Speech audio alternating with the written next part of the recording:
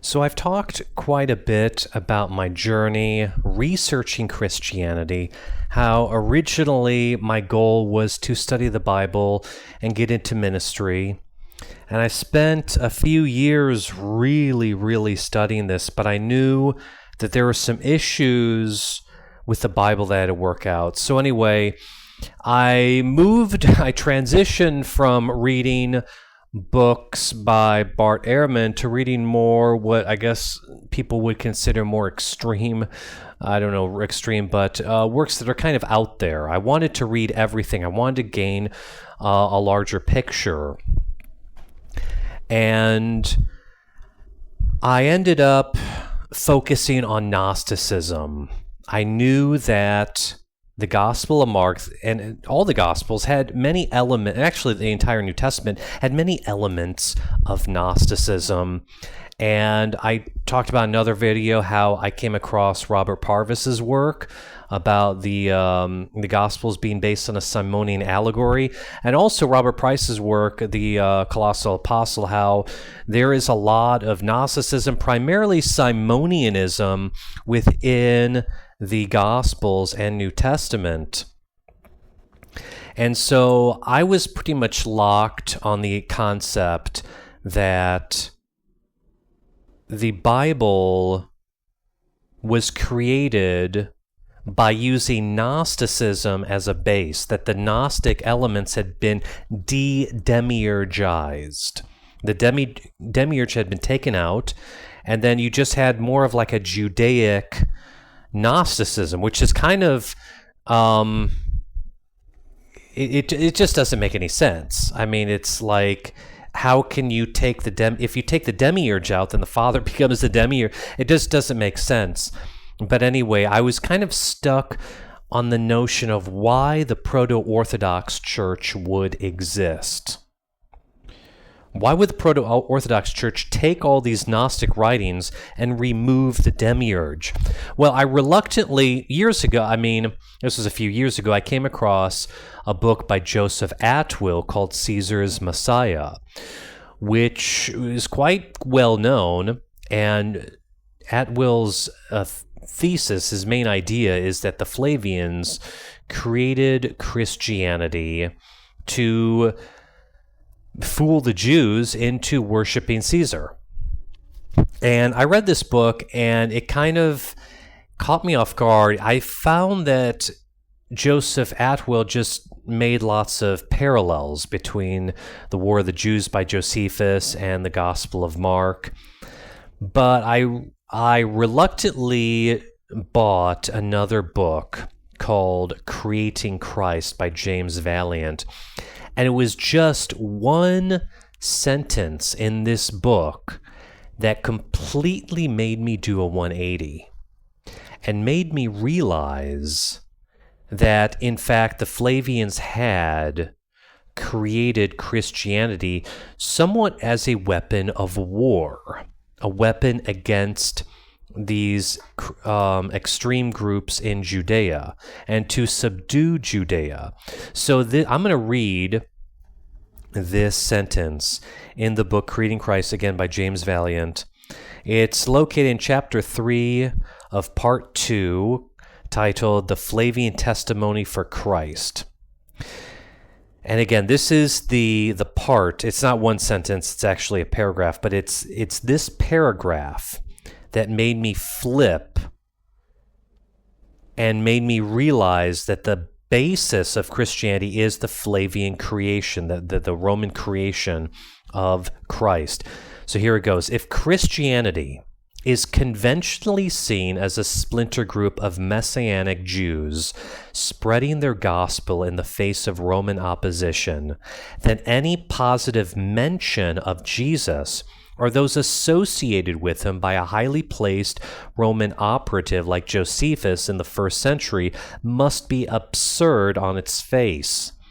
Even if the original Josephus passage was more tepid in its assertions that such an uncritical reference to Jesus Christ could exist at all in Josephus's work without any other supporting evidence or political qualifications implies at least a Flavian sanction of Christianity. So what he's saying is that if you look at the works of Josephus, then the fact that Jesus is seen in a positive light means that if the Flavians hadn't created it, then at least they sanctioned it, at least they approved of it, which shows that something's wrong here. What I realized is that this idea that this small little group of Messianic Jews took over the Roman Empire is complete baloney. That if looking at the works of Josephus really attacks every single Jewish group that was against Rome or that was Messianic. That it's not possible for this religion to exist without the Flavians, if not creating it, then at least having their hands deep inside it, being part of it. So it was really this paragraph that made me flip. I realized that this narrative of, illiterate poor Jews in Judea, exactly 40 years before the siege of Masada, spreading this messianic pro-Roman religion just didn't exist. This whole Jesus thing is a Roman creation.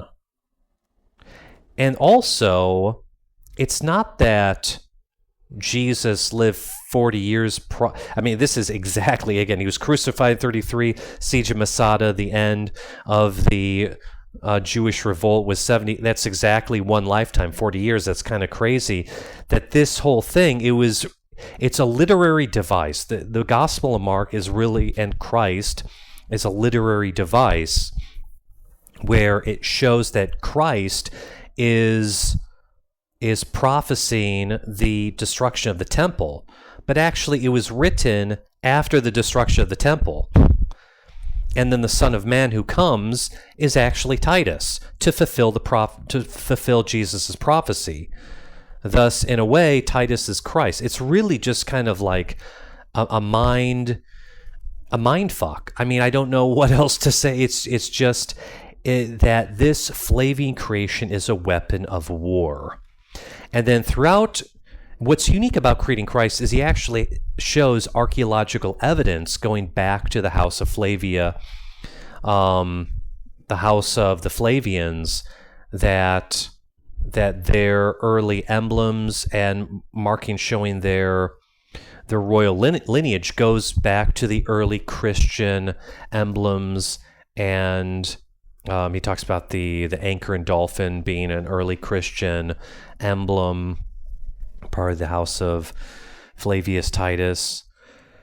So it's just really interesting. I just wanted to point this out, that it was this very book, even though I'd read Atwill's work, his magnus opus, Caesar's Messiah. I'd read that first, but it was actually creating Christ.